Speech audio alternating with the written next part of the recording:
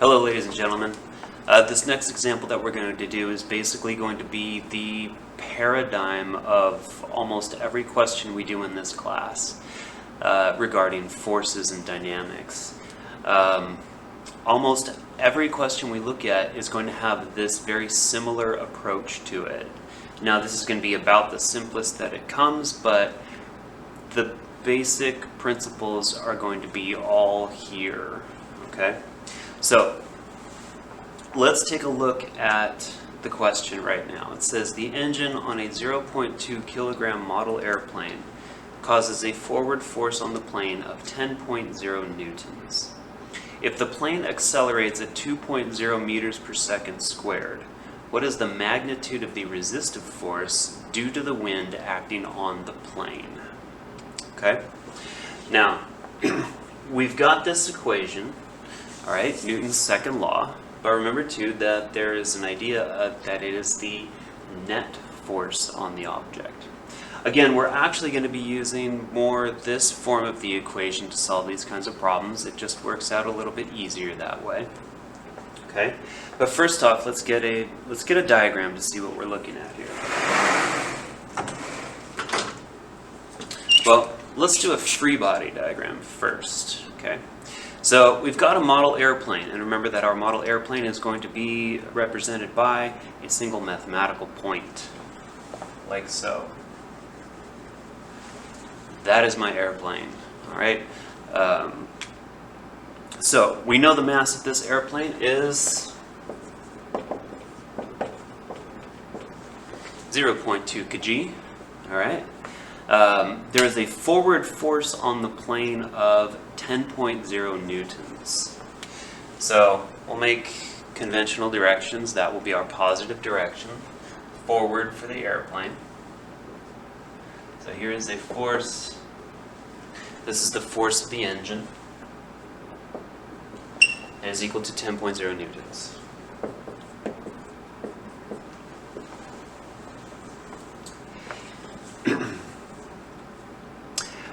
We also know that there is a resistive force due to the wind. Okay? The wind is resisting the motion of the plane, which is in this direction. So the wind is going back in this direction. Now, before I draw that force in, notice that the plane is accelerating. The plane is accelerating at 2.0 meters per second squared. And in order for the plane to be accelerating, there has to be an unbalanced force. If its acceleration is 2.0 meters per second squared, which is positive, then it is accelerating in this direction. So the unbalanced force has to be in this direction, okay? It has to sort of win out its kind of tug of war, all right? So now when I look at the wind resistance acting on this plane, that'll be in this opposite direction, okay? Now, is that force going to have the same magnitude of 10.0 newtons? Well, no, it's not. In order for it to be unbalanced, it has to be less than that because we need the net force to be in that direction. So the force of the wind, right? I don't know how long my vector should be for that because I don't know the magnitude. All I know at this point is if it is accelerating in that direction, then the magnitude of this vector has to show up less than the magnitude of this vector. Okay, so we've collected what we know. Here's what we don't know,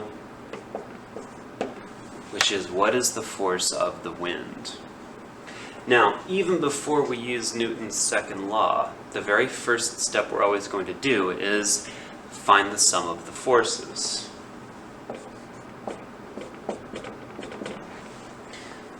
So, we have one force that is in the positive direction. That's the force of the engine. And we have another force that's the force of the wind. So we're going to add those together. Now, because the force of the wind is opposing the positive force of the engine, we're going to expect that we get some negative value for the force of the wind. Okay, and we'll see that right there. So remember that this is just one way of finding the summation of forces, and this is almost always our first step when we are approaching problems in dynamics. We're going to add up the forces because we need to know what the net force is. Now, remember though that Newton's law tells us there is another way that we could find the sum of the forces on the object. We can also find it by the object's mass multiplied by the object's acceleration. Again, with one-dimensional motion, we don't have to really worry about the vector aspect of this because the positive and negative values we get will tell us the direction in that case. But one thing we can see is that if the sum of the forces is equal to the sum of the forces, the simple sum of the forces, right? It's also equal to mass times acceleration. So I'm going to replace that with what we know from Newton's second law, is that I can also find it by doing the mass times the acceleration of that object.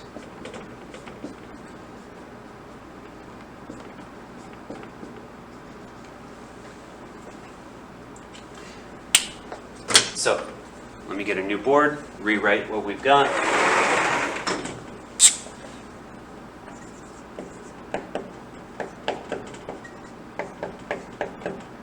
Oops.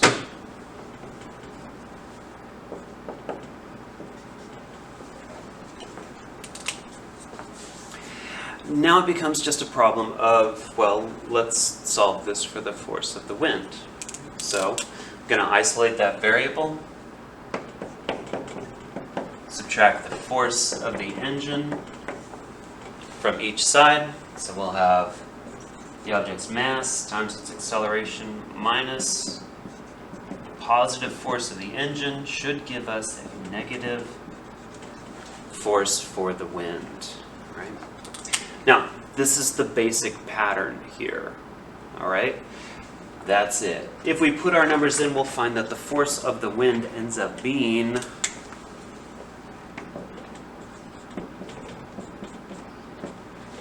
negative 9.6 newtons.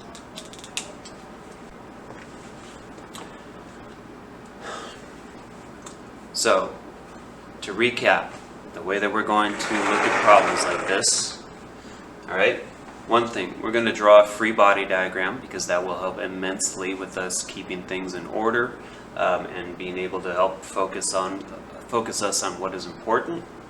All right, the first thing, almost always the first thing that we are going to do is just add up all of the individual forces on the object to find out what the net force is. The next idea, we're going to take Newton's second law and use this other way of finding the net force on the object, and we're going to replace the summation of forces with mass times the acceleration. At that point, we should have enough information to algebraically solve for the quantity we are being asked about.